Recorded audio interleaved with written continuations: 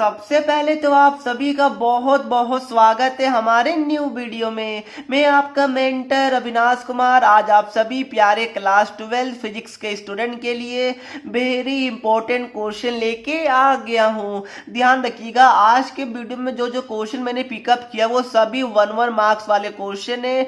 But 1 marks वाले तो है, बट इतना ज्यादा बार सीबीएसई में ऑलरेडी प्रीवियस ईयर में पूछे जा चुके हैं, मतलब कि सुपर डुपर एक्स्ट्रा इंपॉर्टेंट ये क्वेश्चन आप सभी के लिए हो जाता है। और सभी 1 मार्क्स का, और सीबीएसई ने भी अपना पैटर्न चेंज कर दिया है।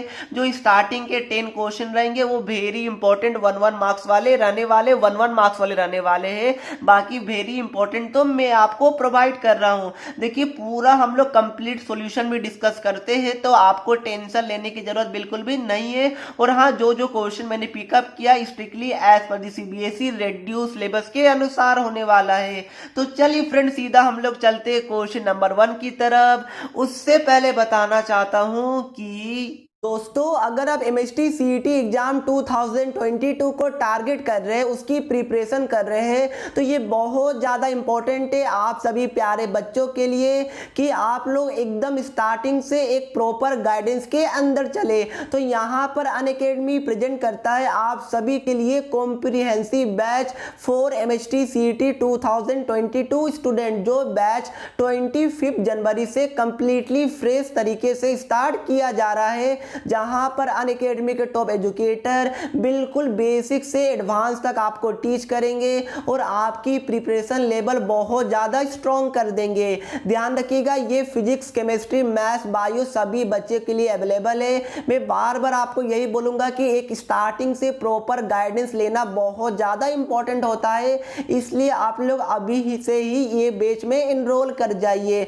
देखिए, यहाँ पर आपके लिए फुल सिलेबस कवर तो करवाया जाएगा, उसके साथ साथ tips and tricks, practice question, mock test, और ये बैच बिल्कुल एक प्रॉपर शेड्यूल में चलेगा, जैसा कि आप शेड्यूल स्क्रीन में देख सकते हैं। तो आपको क्वालिटी की टेंशन बिल्कुल भी नहीं लेनी है। तो जाइए, इसका लिंक मैंने डिस्क्रिप्शन बॉक्स में दे दिया है, वहां पर जाके आप लोग गेट सब्सक्रिप्शन पर क्लिक कीजिएगा। देन आप लोग हमारा कूपन कोड fastest_education का यूज कर लीजिएगा। तो इस बार आप सभी बच्चे को फोड़ना है एमएसटी सीईटी एग्जाम्स को अनअकैडमी के साथ। अब देखिए फ्रेंड, ये हमारे लिए पहला क्वेश्चन है। यहाँ पर क्या बोला, क्वेश्चन को आप लोग ध्यान से रीड कीजिए कि write the flowing electromagnetic waves in ascending order with respect to their frequencies. मतलब क्या हो गया, देखिए यहाँ पर X rays, microwaves, UV rays और रेडियो वेव्स हमारा गिवन है। आपको क्या बोला, ये सभी को इंक्रीजिंग मतलब कि इन सभी को असेंडिंग ऑर्डर में आपको क्या करना है,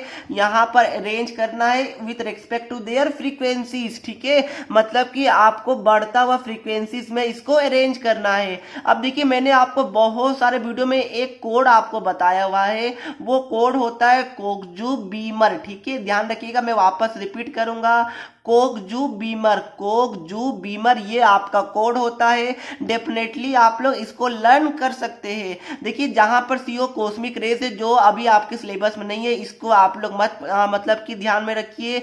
आपका gamma rays, X rays, UV rays, violet rays, infra, micro and radio, ये सभी आपके सिलेबस में है। ठीक है, तो ये आपका कोड होता है, जहां पर सीओ से आपको मतलब नहीं है, तो ये कोड को आप लोग याद कर लीजिएगा, कोकजू बीमर, जहां पर G gamma, X for X rays, U for UV, V for violet, I for infra और M for micro, R for radio होता है। और ये हमारा क्या है, ये हमारा ऑर्डर ऑफ इंक्रीजिंग क्या है बताइए, वेवलेंथ है। और आपको पता होगा वेवलेंथ और फ्रीक्वेंसी क्या होता है, inversely proportional to each other होता है। क्या ये आपको पता है, आपने फॉर्मूला पढ़ा होगा, एक क्या होता है बताइए, E is equal to H by lambda पढ़ा होगा, या फिर E is equal to H nu पढ़ा होगा। यहाँ से देख सकते हैं न्यू क्या फ्रीक्वेंसी है, तो यहाँ से फ्रीक्वेंसी इज इक्वल टू क्या आ गया, C बाय लैम्डा आ गया। तो यहाँ पर देख सकते हैं फ्रीक्वेंसी और लैम्डा एक दूसरे के इनवर्सली प्रोपोर्शनल होता है।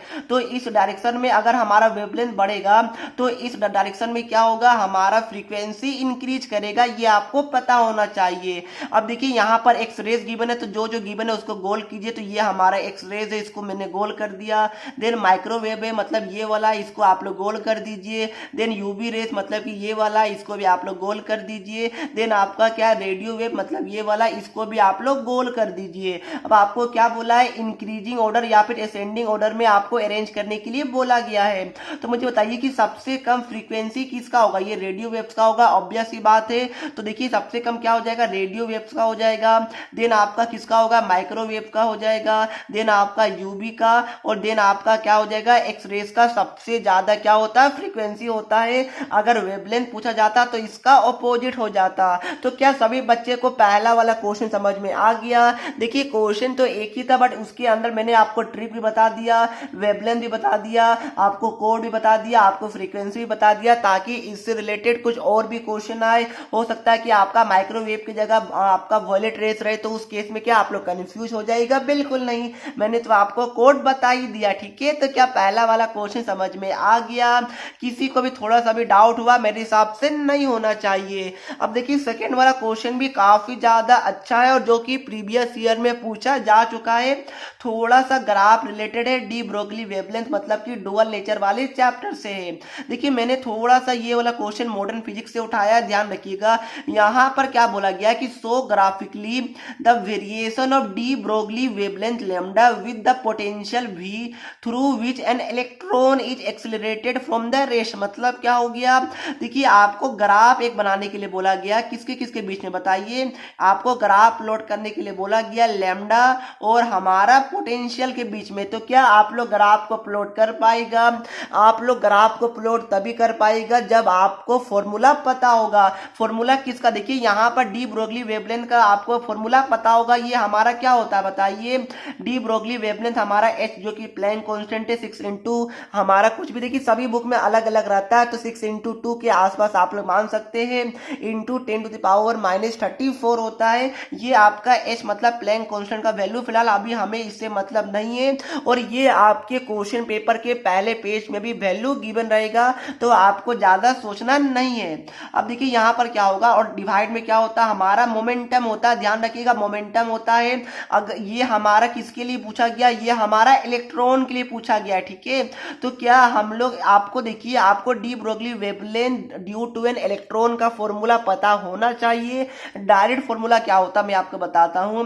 डायरेक्ट फॉर्मूला आपका लेमडा और पोटेंशियल के बीच में एक फॉर्मूला होता है इलेक्ट्रॉन के लिए, जो कि हमारा होता है 1.227 बाई हमारा अंडर रूट भी। ये हमारा क्या होता है, नैनोमीटर में होता है। ये कहां से डिराइव होता है ये भी मैं आपको बता देता हूं। देखिए हमारा क्या है, एच प्लैंक कांस्टेंट है, पी मोमेंटम है। तो देखिए क्या हम लोग इसको ऐसे भी लिख सकते हैं 2m काइनेटिक एनर्जी, क्या हम लोग मोमेंटम की जगह ऐसे लिख सकते हैं। ये कहां से डिराइव हुआ आपको पता होगा, kinetic energy is equal to half mv² होता है। ऊपर नीचे हम लोग m से मल्टीप्लाई करते हैं, वहीं से ये हमारा फॉर्मूला डिराइव होता है। मोमेंटम इज इक्वल टू यहाँ पर under root 2m kinetic energy. अब देखिए यहाँ पर, अब यहाँ पर क्या होगा, इलेक्ट्रॉन की केस में हम लोग काइनेटिक एनर्जी की जगह क्या इलेक्ट्रॉन वोल्ट मतलब कि ई भी लिख सकते हैं। आपको पता होना चाहिए kinetic energy is equal to half mv² या ई भी होता है। ठीक है, ये आपको पता होना चाहिए। अब क्या कीजिए आप लोग यहाँ पर देखिए, इलेक्ट्रॉन के केस में पूछा गया, तो सिंपली मास ऑफ इलेक्ट्रॉन आप लोग पुट कीजिए 9.1 इंटू 10⁻⁻31 kg। देन ई क्या होगा, चार्ज ऑफ इलेक्ट्रॉन मतलब 1.6 इंटू 10⁻⁻19 होता है। और एच प्लैंक कांस्टेंट मैंने ऑलरेडी बता दिया। सभी को आप लोग पुट करके सॉल्व कीजिएगा, तो जो आपका आंसर आएगा, final answer de Broglie wavelength due to electron का, वो हमारा lambda is equal to 1.227 by under root B nanometre आएगा। डेरिवेशन की जरूरत बिल्कुल भी नहीं है, वो बस मैंने आपको बता दिया, ताकि अगर आप मुझसे पूछे कि कहां से आया तो आपके दिमाग में ये डाउट खत्म हो जाए। ठीक है, तो मेरे हिसाब से ये वाला आपको क्लियर हो गया होगा। अब देखिए लैम्डा और बी में हमें ग्राफ प्लॉट करने के लिए बोला गया इलेक्ट्रॉन की केस में। ध्यान रखिएगा ये ओनली इलेक्ट्रॉन की केस में ही वैलिड है, प्रोटॉन के लिए अलग हो जाएगा, न्यूट्रॉन के लिए अलग हो जाएगा। अब देखिए यहाँ पर देख पा रहे लैम्डा और यहाँ पर रूट भी है, तो बेटर है हम लोग यहाँ पर रूट भी लिख ले। अब देखिए ये हमारा इनवर्सली प्रोपोर्शनल है और ये हमारा क्या होगा, रेड्यूस होगा। तो ग्राफ हमारा कुछ ऐसे बनेगा, ये हमारा क्या हो गया, ग्राफ हो गया, और ये हमारा करेक्ट ग्राफ होने वाला है। ध्यान रखिएगा बहुत सारे बच्चे क्या करते हैं, स्ट्रेट लाइन ड्रॉ कर देते हैं। तो क्या आपको ये वाला ग्राफ कहीं से भी y is equal to mx plus c के फॉर्म में दिख रहा है? बिल्कुल नहीं। तो बच्चे क्या करते, कुछ कुछ बच्चे ऐसे ग्राफ ड्रॉ कर देते जो कि बिल्कुल गलत है। या अगर ये स्ट्रेट लाइन आपको दिखेगा तो ही तो आप ऐसे ड्रॉ कीजिएगा, ये तो स्ट्रेट लाइन दिख ही नहीं रहा है, तो ग्राफ क्या हो जाएगा, ये वाला ग्राफ हमारा करेक्ट हो जाएगा। तो क्या सभी बच्चे को सेकंड वाला क्वेश्चन समझ में आ गया? देखिए मैं यहाँ पर टाइम लेता हूँ, ऐसा बिल्कुल नहीं है कि आपको डायरेक्ट आंसर दे दूंगा, ऐसा मेरा बिल्कुल भी काम नहीं है। मैं चाहता हूँ कि जो भी बच्चे ये वीडियो देख रहे हैं उनको पूरे प्रॉपर तरीके से समझ में आए, तो ही तो वीडियो बनाने का फायदा होगा। अब देखिए नेक्स्ट क्वेश्चन क्या पूछा गया, ये भी हमारा डन हो गया। यहाँ पर आंसर आप लोग लिख सकते हैं, ये हमारा कुछ ऐसा, ये लैम्डा, ये रूट बी, ये हमारा ग्राफ कुछ ऐसा आ गया। अब देखिए यहाँ पर क्या बोला गया कि in which orientation a dipole place in a uniform electric field. ठीक है, एक डाइपोल को यूनिफॉर्म इलेक्ट्रिक फील्ड में प्लेस किया गया। डाइपोल क्या होता है बताइए, same magnitude charges having same in magnitude but opposite in direction, यही हमारा डाइपोल होता है, आपको पता होना चाहिए। अगर हम लोग अगर क्यू लेते हैं तो दूसरा हमारा माइनस क्यू रहेगा, दोनों का मैग्नीट्यूड सेम रहेगा बट ऑपोजिट इन क्या होता है, डायरेक्शन होता है। अब देखिए एक यूनिफॉर्म इलेक्ट्रिक फील्ड है जहां पर डाइपोल को प्लेस किया गया है, तो आपको बताना कि ये हमारा कब स्टेबल होगा, कौन से ओरिएंटेशन में स्टेबल होगा और कौन से ओरिएंटेशन में अनस्टेबल होगा। तो देखिए यहाँ पर अगर डाइपोल और अगर हमारा इलेक्ट्रिक फील्ड अगर दोनों सेम डायरेक्शन में होगा, मतलब कि दोनों के बीच में जो एंगल है अगर वो 0 डिग्री होगा, तो उस केस में ये हमारा स्टेबल होता है। और अगर हमारा डाइपोल अगर इस डायरेक्शन में रहेगा, इलेक्ट्रिक फील्ड इस डायरेक्शन, मतलब दोनों हमारा एंटी पैरेलल होगा, तो उस केस में हमारा क्या होता है बताइए, theta is equal to 180 degree, जहां पर अनस्टेबल होता है।